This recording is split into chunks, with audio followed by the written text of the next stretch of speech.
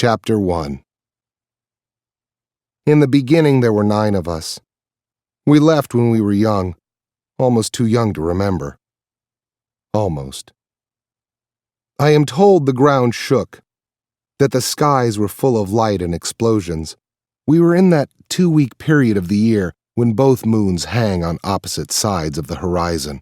It was a time of celebration, and the explosions were at first mistaken for fireworks. They were not. It was warm. A soft wind blew in from off the water. I am always told the weather. It was warm. There was a soft wind. I've never understood why that matters. What I remember most vividly is the way my grandmother looked that day. She was frantic and sad. There were tears in her eyes. My grandfather stood just over her shoulder. I remember the way his glasses gathered the light from the sky. There were hugs. There were words said by each of them. I don't remember what they were. Nothing haunts me more. It took a year to get here. I was 5 when we arrived. We were to assimilate ourselves into the culture before returning to Lorien when it could again sustain life. The 9 of us had to scatter and go our own ways. For how long, nobody knew. We still don't. None of them know where I am, and I don't know where they are, or what they look like now. That is how we protect ourselves, because of the charm that was placed upon us when we left. A charm guaranteeing that we can only be killed in the order of our numbers, so long as we stay apart. If we come together, then the charm is broken. When one of us is found and killed, a circular scar wraps around the right ankle of those still alive, and residing on our left ankle, formed when the Loric charm was first cast, is a small scar identical to the amulet each of us wears. The circular scars are another part of the charm, a warning system so that we know where we stand with each other, and so that we know when they'll be coming for us next. The first scar came when I was 9 years old. It woke me from my sleep, burning itself into my flesh. We were living in Arizona, in a small border town near Mexico. I woke screaming in the middle of the night, in agony, terrified as the scar seared itself into my flesh. It was the first sign that the Mogadorians had finally found us on Earth, and the first sign that we were in danger. Until the scar showed up, I had almost convinced myself that my memories were wrong, that what Henri told me was wrong. I wanted to be a normal kid living a normal life, but I knew then, beyond any doubt or discussion, that I wasn't. We moved to Minnesota the next day. The second scar came when I was 12. I was in school, in Colorado, participating in a spelling bee. As soon as the pain started, I knew what was happening, what had happened to number 2. The pain was excruciating, but bearable this time. I would have stayed on the stage, but the heat lit my sock on fire.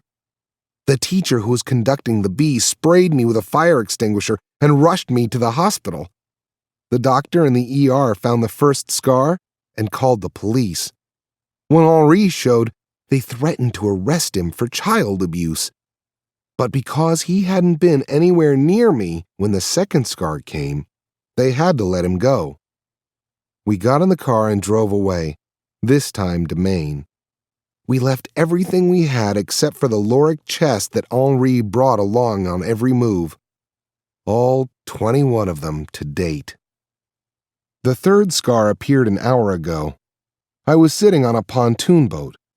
The boat belonged to the parents of the most popular kid at my school, and unbeknownst to them, he was having a party on it. I had never been invited to any of the parties at my school before. I had always, because I knew we might leave at any minute, kept to myself.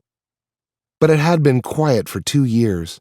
Henri hadn't seen anything in the news that might lead the Mogadorians to one of us, or might alert us to them. So I made a couple of friends, and one of them introduced me to the kid who was having the party. Everyone met at a dock, There were 3 coolers, some music, girls I had admired from afar but never spoken to, even though I had wanted to. We pulled out from the dock and went half a mile into the Gulf of Mexico. I was sitting on the edge of the pontoon with my feet in the water, talking to a cute, dark-haired, blue-eyed girl named Tara, when I felt it coming. The water around my legs started boiling, and my lower leg started glowing where the scar was embedding itself. The third of the Lorien symbols. The third warning. Tara started screaming, and people started crowding around me. I knew there was no way to explain it, and I knew we would have to leave immediately. The stakes were higher now. They had found number 3, wherever he or she was, and number 3 was dead. So I calmed Tara down and kissed her on the cheek and told her it was nice to meet her, and that I hoped she had a long, beautiful life. I dove off the side of the boat and started swimming, underwater the entire time, except for one breath about halfway there, as fast as I could until I reached the shore. I ran along the side of the highway, just inside of the tree line, moving at speeds as fast as any of the cars. When I got home, Henri was at the bank of scanners and monitors that he used to research news around the world and police activity in our area. He knew without me saying a word, though he did lift my soaking pants to see the scars. In the beginning, we were a group of 9. 3 are gone, dead. There are 6 of us left. They are hunting us, and they won't stop until they've killed us all. I am number 4. I know that I am next. Chapter 2. I stand in the middle of the drive and stare up at the house. It is light pink, almost like cake frosting, sitting 10 feet above the ground on wooden stilts. A palm tree sways in the front. In the back of the house, a pier extends 20 yards into the Gulf of Mexico. If the house were a mile to the south, the pier would be in the Atlantic Ocean. Henri walks out of the house carrying the last of the boxes, some of which were never unpacked from our last move. He locks the door, then leaves the keys in the mail slot beside it. It is 2 o'clock in the morning. He is wearing khaki shorts and a black polo. He is very tan, with an unshaven face that seems downcast. He is also sad to be leaving. He tosses the final boxes into the back of the truck with the rest of our things. "That's it," he says. I nod. We stand and stare up at the house and listen to the wind come through the palm fronds. I am holding a bag of celery in my hand. I'll miss this place, I say, even more than the others. Me too. Time for the burn? Yes. You want to do it, or you want me to? I'll do it. Henri pulls out his wallet and drops it on the ground. I pull out mine and do the same. He walks to our truck and comes back with passports, birth certificates, social security cards, checkbooks, credit cards, and bank cards, and drops them on the ground. All of the documents and materials related to our identities here. All of them forged and manufactured. I grab from the truck a small gas can we keep for emergencies. I pour the gas over the small pile. My current name is Daniel Jones. My story is that I grew up in California and moved here because of my dad's job as a computer programmer. Daniel Jones is about to disappear. I light a match and drop it, and the pile ignites. Another one of my lives, gone. As we always do, Henri and I stand and watch the fire. Bye, Daniel, I think. It was nice knowing you. When the fire burns down, Henri looks over at me. We gotta go. I know. These islands were never safe. They're too hard to leave quickly, too hard to escape from. It was foolish of us to come here. I nod. He is right, and I know it. But I'm still reluctant to leave. We came here because I wanted to, and for the first time, Henri let me choose where we were going. We've been here 9 months, and it's the longest we have stayed in any one place since leaving Lorien. I'll miss the sun and the warmth. I'll miss the gecko that watched from the wall each morning as I ate breakfast. Though there are literally millions of geckos in South Florida, I swear this one follows me to school and seems to be everywhere I am. I'll miss the thunderstorms that seem to come from out of nowhere. The way everything is still and quiet in the early morning hours before the turns arrive. I'll miss the dolphins that sometimes feed when the sun sets. I'll even miss the smell of sulfur from the rotting seaweed at the base of the shore, the way that it fills the house and penetrates our dreams while we sleep. Get rid of the celery, and I'll wait in the truck, Henri says. Then it's time. I enter a thicket of trees off to the right of the truck. There are 3 key deer already waiting. I dump the bag of celery out at their feet and crouch down and pet each of them in turn. They allow me to, having long gotten over their skittishness. One of them raises his head and looks at me. Dark, blank eyes staring back. It almost feels as though he passes something to me. A shudder runs up my spine. He drops his head and continues eating. Good luck, little friends, I say, and walk to the truck and climb into the passenger seat.